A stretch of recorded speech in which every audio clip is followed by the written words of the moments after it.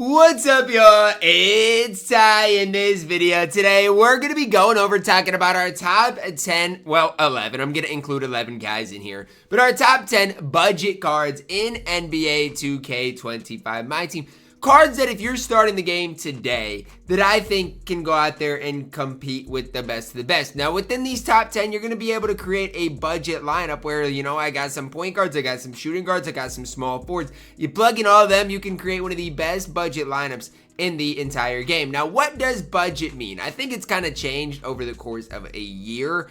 Every card on this list that I'm looking at here is going to be under 10,000 MT. So that's just kind of something for you guys to think about, is the fact that all these cards are super cheap in this game. We're going to start off at number 11 with Dark Matter Bronny James. Now, I know that you guys are thinking about, really, Ty, like Bronny can play? I think with his SIGs and his release, he can play. Now, yes, the card is still going to be undersized. I'm not going to sit up here and act like he is absolutely perfect, but he is going to be an absolute bucket getter on this game. And yes, he is undersized, I get all that. But outside of that, again, Bronny James can play and compete at a really high level. And so I like him at the point guard position. And if that's a position of need for you guys, I think Bronny could absolutely be able to get the job done. Now, one thing I'm not going to obviously include in this is free cards. But if you guys got guys like Nate Thurman, guys like Brook Lopez, guys, let's say like Dr. J, obviously use them. I'm just talking about like sellable, auctionable cards or cards that you guys can use, or even grinding level 40 to get some of those other cards. At my number 10, plugging in Evan Turner. I still think Evan Turner has the slight edge to Bronny just because he is a little bit taller, but stat-wise, Bronny's going to walk circles around Evan Turner. Another reason I like Evan Turner is because he can create his own shot. It's one of the reasons that when I was using Evan Turner on my No Money Spent, I actually had more success with him than I did, with a guy, let's say, like a, Dark Matter Luka Doncic. The main thing was Evan Turner had a fade, whereas, the Luka card didn't, but I definitely like what Evan Turner provides for me, and when I have used him in the past on my No Money Spent, he has been absolutely great for me. So really like Evan Turner as like a beginner level card. Coming in at my number 9 is Rudy Fernandez. Now, I need you guys to listen and hear me out about Rui, because I still don't love his release, right? Rui in past 2Ks and always had one of the best releases in the game. Like, if you go back to, like, 2K22, those type of games, like, Rui's release was so good. This year, and I think last year, too, his release wasn't great, wasn't ideal.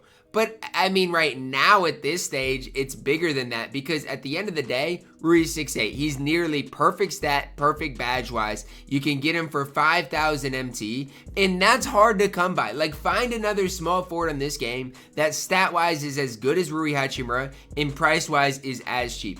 You're not going to be able to find it. Like, obviously, again, if you want a different small forward, like a different type, I mean, Alexis Agensa is a solid card, but, like, stat-wise, he's not nearly as good. Now, if you have a really good head coach, Alexis Agensa might be the better option for you guys. It really depends on what your preference is, but for me, I like Hachimura for what I'm wanting at that small forward position, and for my money, he deserves a spot on this squad. At my number, what are we at? Number 8 here, plugging in Brad Daugherty. Now, here's the situation, right? With Big Brad, a center at his height that's just going to be able to hold it down. And I'm going to plug in the Candyman right, next to him. Both of these cards came out in the NBA draft #1 picks. And when I've used both of them to grind challenges and stuff, and even used, I think, the Candyman on the No Money Spent, they have been really solid, right? Like cards that you can play and compete with at a really high level. Both of them are still relatively cheap. Both of them are cards that are really solid. Now, the problem with them is we have in recent weeks seen big men that are better than them, and I'll get to them here in a second. But both Brad and the Candyman are really solid big men on this game that, let's say you've grinded out those NBA draft challenges and you got them for free. You got two cards that can obviously still play to this day. And so I like both of them, especially like even for like salary cap, those type of modes. These two cards are probably cards that aren't super expensive that are really solid for you guys. At my number 6 here, we are plugging in Rudy Fernandez. As times went on, I've grown an appreciation for this card. He's 6'6", defensively going to be really solid. Offensively, no, he's not going to be able to create his shot as well as a guy like Bronny. but he creates it well enough, right? Like, it's good enough. He's going to be able to go get his shot, knock down shots, has a smooth release. It's pretty quick as well. Again, not Bronny level, but it is really solid. And so for me, it's like, if you're a 6'6", you're going to be able to play defense. He has a decent catch and shoot jump shot. He's got a leaner on him. Like, what are the negatives with Rudy Fernandez? Like, when I first looked at these cards, I didn't hype him up a ton. I probably should have, because I don't see many downsides to Rudy Fernandez at all. I think he's a card that can play and compete at an insanely high level for you guys. And if you've got Rudy Fernandez and have used him, you probably agree with me, because I'm telling you, he is an absolute stud, an absolute beast on this game. At my number 5, plugging in Dereck Lively. Now, Dereck Lively's an interesting card, because you got to start with what his best thing about him is, okay? He can play power forward, and he's 7'1". That's the best part about Dereck Lively. Obviously, that's not the only good part about the card, but that is the best part about Dereck Lively. When using D-Live, his release, not obviously ideal. You know, it's kind of a slow, like he jumps and the upper on it's really slow. Like, I don't like the release of Dereck Lively at all.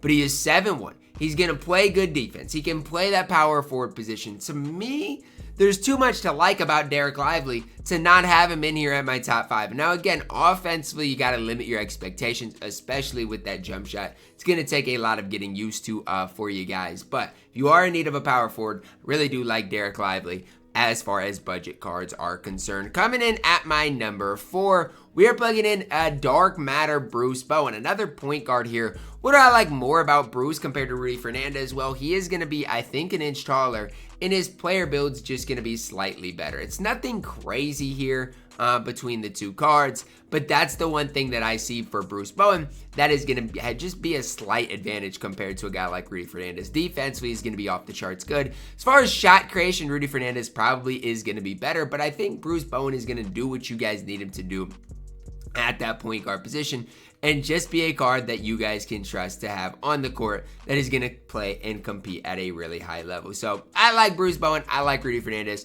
Both of them are my top 2 budget point guards in the game. At my number 3, Toumani Camara is just so elite on this game. Like, when this card first came out, I thought to myself, I was like, does this card like make my team, like my main squad? Like, he is that level of good. He's got a leaner.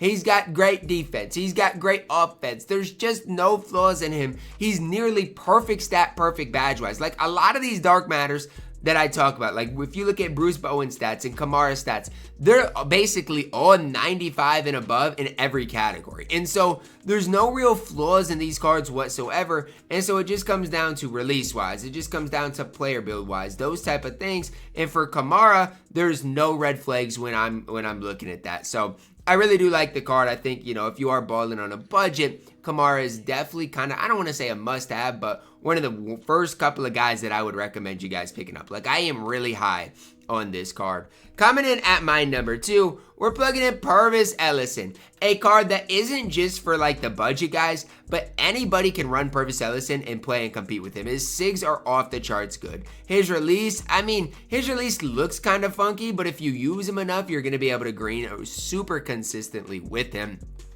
Player build's fantastic. If you guys remember, like season 1 or season 2, I would hype up the Sapphire Pervis Ellison because his player build, he'd get great animations. And again, the Sapphire had a decent release. Obviously, the Galaxy Opal is way ahead of where that Sapphire was, but I just want you guys to know, I've been a fan of Pervis Ellison nearly all year long. It's because of what the card gives you. Like, he's just overall a complete player on this game. Coming in at my number 1 is Mo Bamba.